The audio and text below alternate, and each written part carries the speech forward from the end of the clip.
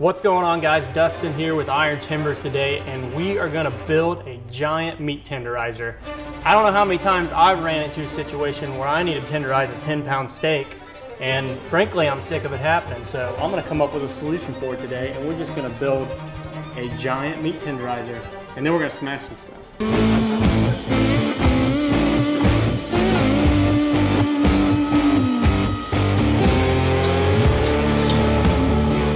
So for the build, we're going to use hard maple. We need something tough and durable that's going to hold up to a lot of wear and tear of this thing. Just who knows what it's going to smash. So we also need something that's very dense and heavy so that we get a nice balance on our head. So that's why I chose hard maple. Plus hard maple just really mills out nicely. It finishes out nicely. And this is one of my favorite woods. So the first thing we're going to do is we got some wide planks here. And these are pushing 12 inches. Normally we would face joint this lumber first, but since it's so wide, we have an 8-inch joiner. I'm actually gonna take this to the CNC. I'm gonna surface one side of each one of these, and then we can roll right into the planer to level off each side of it. Okay, so I got the piece over here at the CNC, the first one I'm getting ready to flatten. I'm just gonna use this fly cutter bit. It's got the carbide insert, and they're rotatable, is that a word? Rotatable. They're really handy for this application.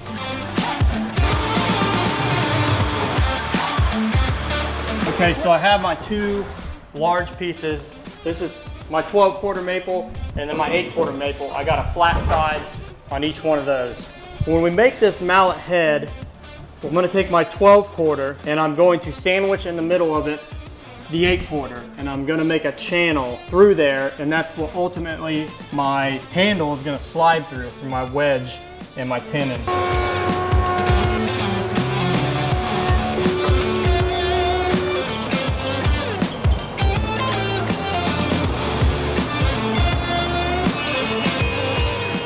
All right, so we got our 8-quarter that is the same thickness for our handle and then for our spacers in between our mallet head. We got the 12-quarter all cleaned up. So now we just need to put a nice edge on it on the joiner, and then we'll go over to the table saw. We'll rip it to our width that we need, and then we'll start moving towards the glue up phase. The equipment gets going, starts warming up in here. If you guys are interested in any Iron Timbers merch, shirts, hats, hoodies, head on over to the link below, pick up some merchandise. The dimensions of this mallet is going to be really large, but I'm just kind of winging it. I want it very top heavy, which the maple is going to make it that way. So thinking 10.5 inches the head tall, 14 inches long.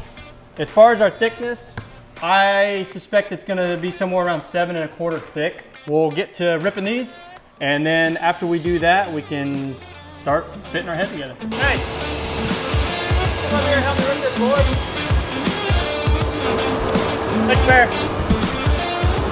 All right, there's our two pieces of 12-quarter. So now you can kind of start to visualize what's gonna happen. This guy is the same thickness as my 8-quarter. So that's kind of what you could expect. So now I need to cut two pieces here to here, and then that way, when we do put this together, when we push that up in there, it is nice and tight. That is gonna be one big mallet. It'll definitely smash, I'll give you that.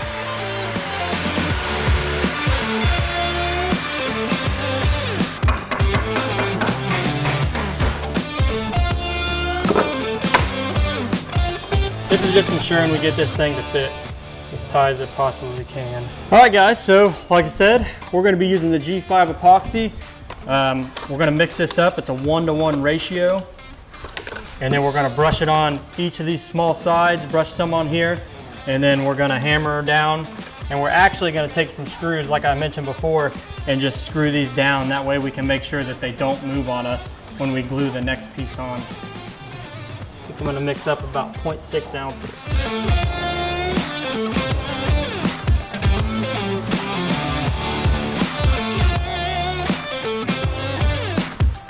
Go.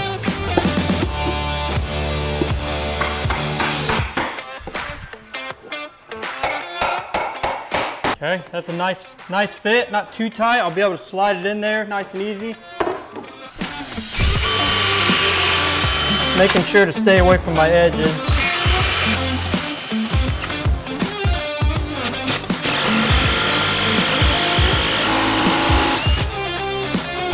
Nice and tight. We got our clamps ready to go over here because once we get it on, we got to act fast, get it into the clamps and get some pressure on it.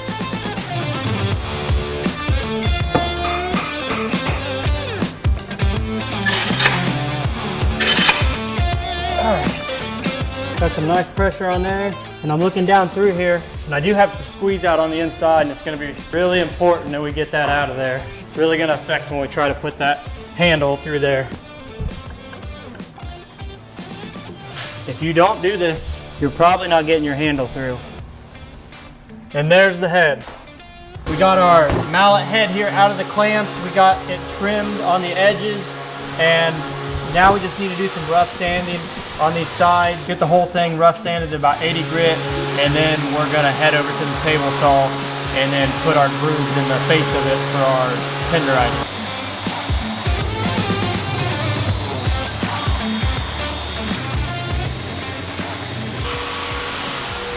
So now we are getting ready to cut the teeth for our tenderizer. And what we're gonna do is, I've laid out some 45-degree marks on here. So we're just gonna make a series of cuts with the table saw on a 45-degree bevel. We're gonna cut each one of these, and then we're gonna flip it around and reverse that angle and make the same cuts.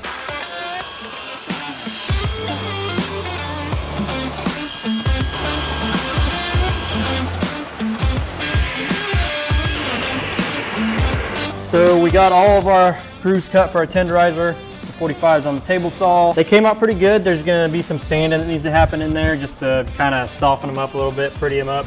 Now I just need to start shaping this guy. And I have this sledgehammer as kind of a reference because this is really comfortable in my hand. So I'm just gonna kind of base my dimensions of my width off of this, and then we're gonna power carve that just to shape it how we want it. We're gonna move over to the workbench and get the carving. Just like I said, we're gonna measure this slot out, run the slot down the middle. We'll drill a hole at the end of the slot. That way when we are wedging it, it keeps it from splitting and cracking your handle. All right, so following the groove that we cut out in our handle, I went ahead and I just drilled a 3/8 hole right there through the center. And like I explained before, basically when this goes through the head and we drive our wedge into there, we don't want this spreading apart and breaking. So that's exactly what that hole is gonna do. It's gonna relieve some of the pressure when that does start to spread apart so that it doesn't crack down the handle. All right, so we are 10 inches deep on our head. So we're gonna come over here. We're gonna leave this a little proud. So we're gonna go 10 1/4. Parallel with the head is about 1.5 inches and about 1.25 inches wide. A little bit down here that's gonna get cut off because when we hit this into that head, we may have to hit the butt end of this, and if I dent it or damage it or something, I just want a little extra that I can cut that off.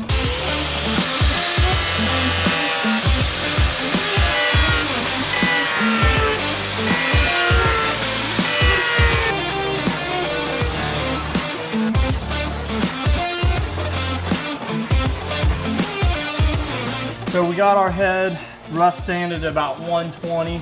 Damn metal guys. All right, so we got our mallet head. It's rough sanded about 120, and we shaped this guy with the angle grinder. So we're just gonna come through and hit these high spots, shape this guy. Boy, it just taxes you.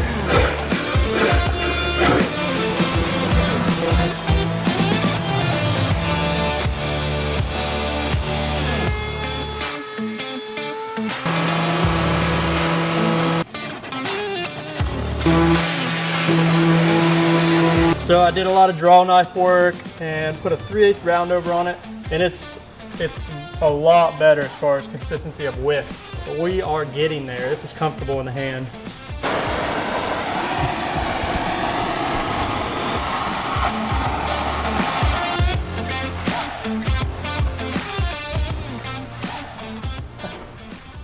I don't think the hammer's going to work because it's too narrow, even though it's edge grain.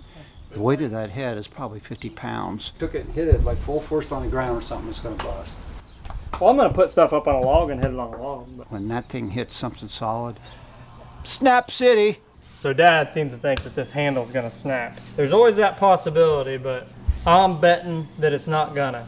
And the reason is the handle's built on an edge grain, so it's pretty strong. You can snap anything with a wood handle. You can snap a sledgehammer, you can snap a baseball bat. So if you hit it wrong, yeah, it could snap, but in normal operations, no way. It's not snapping. School's in session. Dad's about to learn a lesson. You're lucky I didn't have a $5 bill in here. I throw it down there in front of the camera. Make it a hundo.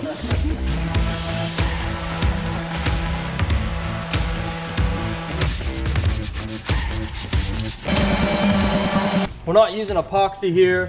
We're gonna use Type Bond. The reason being is that epoxy is so thick that when we beat this in there, I just feel like that it's really gonna fight us. So we're just gonna use some Type Bond for this, and then we're gonna let it set up for a couple hours.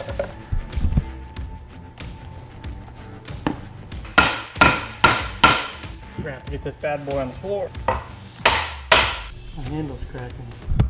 There's a situation going on here. Hey Dad, come here. Can you hold this handle down here? Just, I'm gonna hit this. Let me know if that's going. Can we knock it out the other way? I mean, we need to get it in there. I can't believe I can't get it in there. I put too much glue in there, I guess.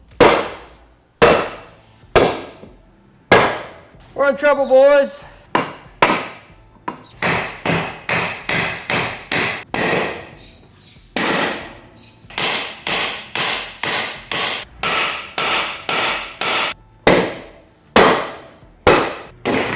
See? It's gonna shatter my handle.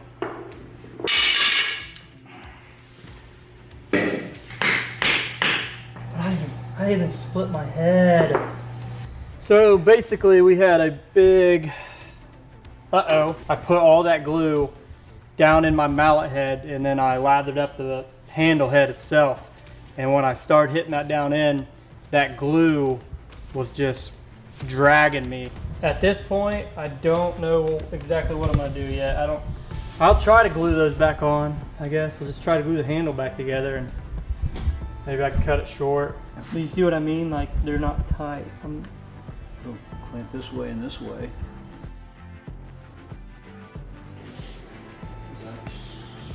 I'm just trying to figure out. I'm gonna cut this end off. I would have never thought that would have been the problem. Put some right here first, Dustin. Well, we might as well do lunch. What's going on, guys? Dustin with Iron Timbers. Here today with a care package from our friends over at West Systems Epoxy. They sent us full of all their products and goodies, and we're gonna open it up and see what's in there. We got a little bit of literature, Epoxy Works. These guys, they have several different products. Like I said, their marine grade epoxy is very popular with people who build boats and things of that nature. We use West Systems more for filling voids on our tables, or sometimes joining materials together when we need a little more fast act joining. Granddaddy of epoxy. I like that. This is their 5-minute epoxy.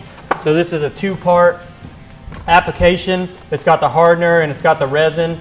And we're gonna be putting some of this to use on a build here soon. We also have some of their 206 slow hardener and their 105 epoxy resin. So this right here, this is what we use the most of. We use this stuff for, like I said, filling in our voids on our tables. We add color to this. Really love the West Systems, and we've been using it for years, and we're gonna continue to use it. So we appreciate you guys sending that over. So we had our fair share of challenges on that one. What we went ahead and did is I just cut a block and glued it in there so that I could get that flush look that I was going for. The handle took quite a bit of work, but we got it all glued back together. You probably really have to kind of look at it to see where the damage was, but it's all sanded, ready for finish. So we're gonna put some oil finish on it, and then we're gonna smash the stuff. All right, it's done. We've gathered the fruits, the drinks, and it's time to go smash some stuff. All right, we're over here at the mill property, and we're about to smash some stuff. We got a whole collection over here of fruits and pop and vegetables, but first we gotta weigh it. We're taking guesses, and then the loser, whoever is the furthest away from the actual weight, has to smash the Coke, because that's gonna be the messiest. So I'm thinking 30.5 pounds. I'm gonna go 40. 33. Say 32. You're pushing down on it, yeah. Oh! Ooh, Dad's smashing the Coke. It definitely feels heavier than that. We're taking bets to see if the handle breaks. I don't know. Anybody got any last words? This handle better not break.